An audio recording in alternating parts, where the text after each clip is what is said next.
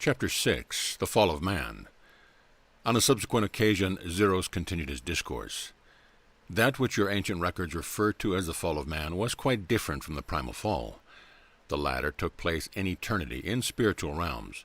The fall of man was a continuation of that process and took place in time, in other words, within the dimensional world of time and space, when the defiant ones were not in the pristine nakedness of spirit, but clothed in dense bodies. Thus the harm to them by their continued defection was not so deep or severe as that which hurled their spiritual beings from the sight and guidance of the Spirit of God. You will recall the symbolism of your biblical teaching, how the sons of God looked upon the daughters of men and that they were fair, how they intermarried. It means that the Adamic race descended to the surface of earth through incarnation, and for many centuries aided the fallen race. But as time went on, they became infected with some of what you might call original sin, that dark stain which had perverted the souls of the sinful race, although while incarnate they were not conscious of it. Yet it seeped through their physical minds and infected all of whom they came into contact. It had to be. This wonderful sacrifice made by the Adamic race implied that they must face and endure this infection, for it was the only way in which free will could be transcended and guided into the right direction. Where evil is impregnated within the soul, the only way in which it can be got rid of is by some process of externalization, so that it may be recognized and overcome. Where you have poison in a limb, you have to draw it out so that it may be destroyed. But not only did the Adamic race descend upon the earth as the eons of time went by, but their whole environment fell with them. The Garden Beautiful literally melted from the stratosphere and rained down upon the cooling surface of the earth.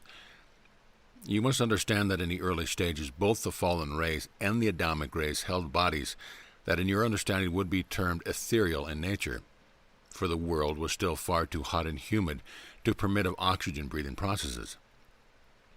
It was during this period that the perverted animal kingdom began its slow, laborious process of evolution from primeval slime. The chemicals which, in their finest expression, form the material form from which the Garden Beautiful was constructed, were those which you associate with water, hydrogen, oxygen, plus other ethers which you do not yet know.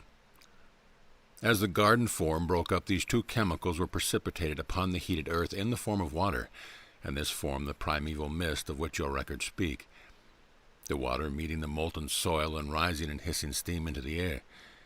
In a similar way, your oxygenated atmosphere took form. It was much later that the bodies of the indigenous inhabitants crystallized into human flesh.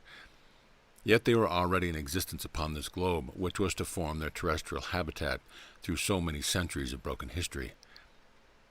In the early stages of physical existence, the earth was still subject to violent adjustment of its surface as the crust cooled, so that there were many and frequent earthquakes with resultant floods and subsidence. It was not strange that with all this chaotic expression of natural events together, with the inherent perversion in the people of the Adamic race had come to help, they too should be overcome by this novel and difficult experience. So it was that the Garden Beautiful ceased to be expressed in form, yet its pattern or reality still exists, up there in the stratosphere on a spiritual wavelength, waiting like the sleeping princess for the awakening kiss of the Prince of Peace, when once more it shall awaken to its real destiny and be the habitation of a rescued race of people. The first point of focus upon which the two races met and fused upon the earth proper was the vast continent which existed under the collective names of Lemuria and Atlantis. The very mention of these fabled continents aroused my instant attention, for I have always been interested in the famous story.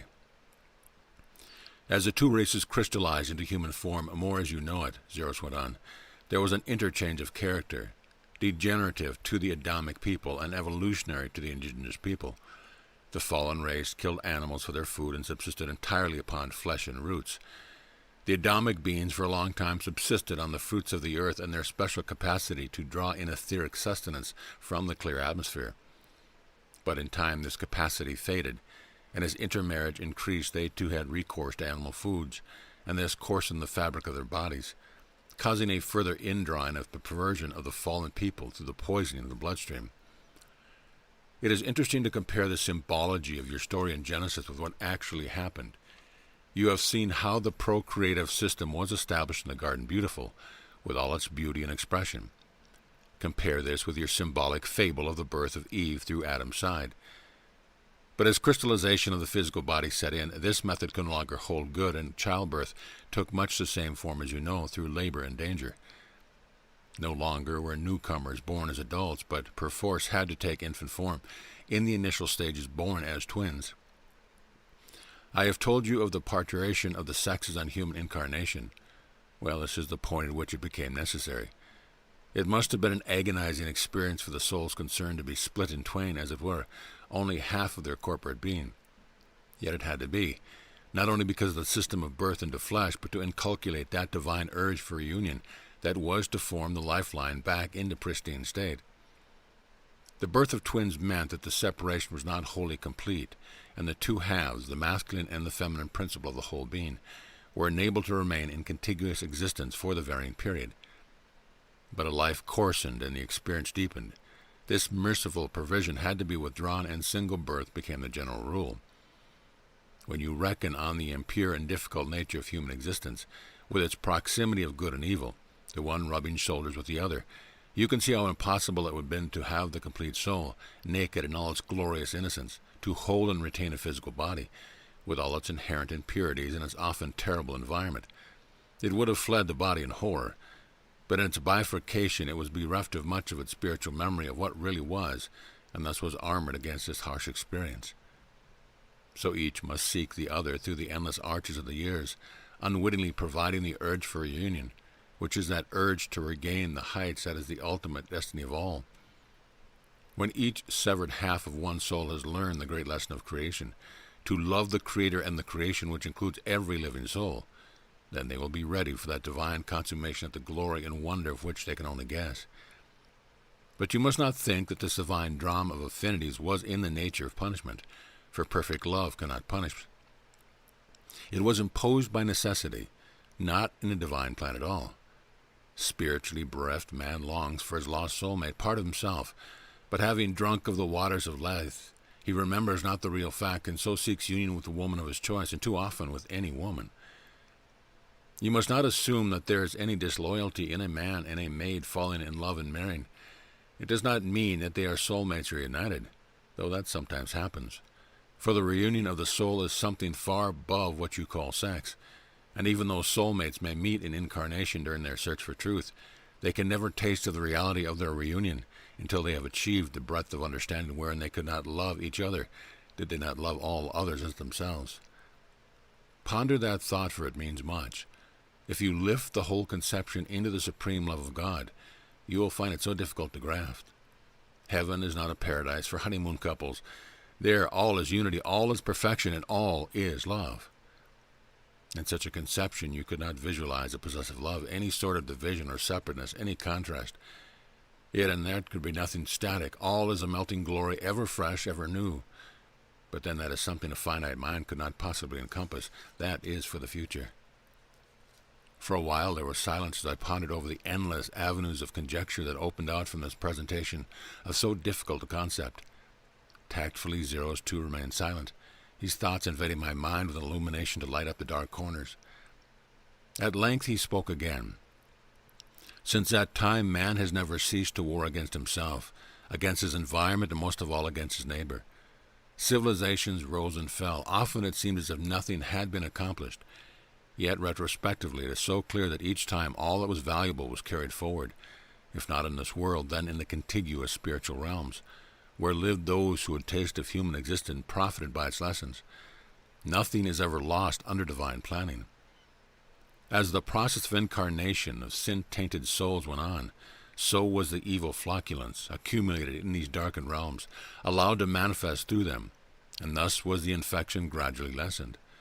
Through the human body, through its process of gestation, through its manner of excretion, was this evil accumulation given exit into the bosom of Mother Earth, there to undergo the rectifying process into its constituent elements, a process with which you must be familiar.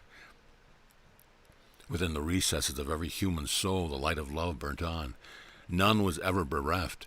Stagnation was obviated by the divine urge that wrestled with every fainting heart, till the restless soul reached out again and again to overcome, to conquer, to achieve that which seemed ever beyond its reach. Such was the mercy of God. Many, many times has the fall of man been repeated in the age that lie between. But the key to progress in this world of overcoming is to strive, to fall, to rise again. It is better to put a foot wrong than never put it anywhere at all. Man must fall in this difficult world. The point is that he rises again and profit through experience. Man rises on the wings of pain. But do not despair, my friend. Man has come a long way since these primeval days, rising out of all consciousness of what he was. And if it seems to you that the darkness is deeper than ever before, remember that with God all things work together for good. The dreadful tale of your own era is but the final working out into manifestation of the remaining evil that forms the anchor holding you back from the true knowledge of the glories that await you. Already that evil is being recognized for what it is, an inhibition of the mind. And being recognized, it is already losing much of its strength, for no longer do the majority believe in it. They are learning that it is nothing, that some can be destroyed and dissipated. With each passing day, evil means less and less in the final analysis. And with that consummation, there will remain only the need for eager minds to learn the truth of their own reality. Then the kingdom comes. Such a dazzling prospect must have left me in a dream of conjecture. For when I came to myself, Zeros had gone, and only the aureola of his presence remained to comfort me in my loneliness.